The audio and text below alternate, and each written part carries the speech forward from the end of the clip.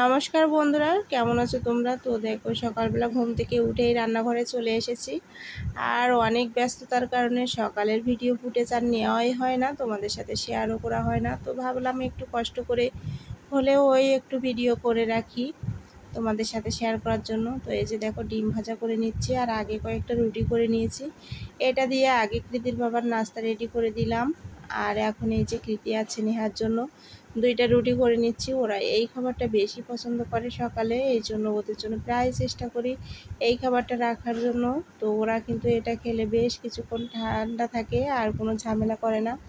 তো এই জন্য বেশিরভাগ চেষ্টা করি একটু ওদের জন্য বেশিরভাগই এই খাবারটাই করে দেওয়ার চেষ্টা করি। আর এই যে দেখো রুটিটাই কিন্তু ডিম দিয়েছিলাম, আর ডিম দিলে কিন্তু ওরা বেশি মজা করে খায়। আর একটু নরম নরম করেও ভেজেছিলাম। তো সকালবেলাটায় আমার এত ব্যস্ততার ভিতরে যায়, আমি কোনোভাবেই আর ভিডিও করার সুযোগ পাই না। কৃতিকে সকালে স্কুলে দিয়ে আসতে হয়, আবার কৃতির বাবা বাইরে যায়। তো দেখো তারপরেও অনেক কষ্ট হলেও আজকে একটু ভিডিও ফুটেজ নিয়ে নিলাম, যেটুকু পারি যখন সুযোগ পাই তখন করে। সব ভিডিও তো আর করা হয় না। তো এটাও তো আমার একটা কাজ, তাই না বলো?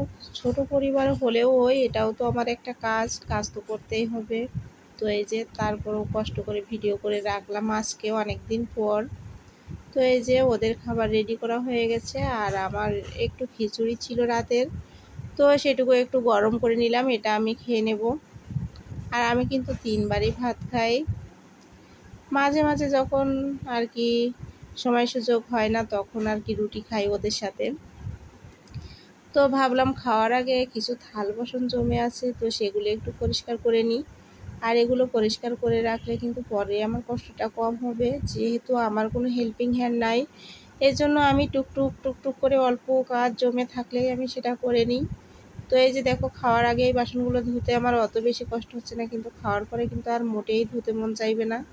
তো ভাবলাম অল্প কিছু আছে এখনই ধুয়ে নিই, আর যখন বেশি জমা হয়ে যাবে তখন কিন্তু আর একদমই মন চাইবে না। তো এই যে থাল বাসনগুলো আমি ধুয়ে পরিষ্কার করে নিচ্ছি। আর এদিকে যদি অগোছালো থাকে খেতে বসেও আমি তৃপ্তি পাবো না, শান্তি পাবো না। এই জন্য সব কাজে রেডি করে খেতে গেলে কিন্তু একটু মনে শান্তি করে খাওয়া যায়। আর এই যে সব কিছু রেডি করা হয়ে গেছে আমার প্রায়, এখন একটু শান্তি করে বসে খেতে পারবো। তো সব শেষে তোমাদেরকে বলবো, যদি আমার ভিডিওটি ভালো লাগে তবে একটু লাইক শেয়ার কমেন্ট করো, আর পাশে থেকো। আমিও সবার পাশে থাকার চেষ্টা করব। আমি কিন্তু আমার সামনে যে ভিডিওগুলো আসে সবাইকে রেসপন্স দেওয়ার চেষ্টা করি। তো এভাবেই সামনে এগিয়ে যাব। ধন্যবাদ, সবাইকে ভালো থেকো।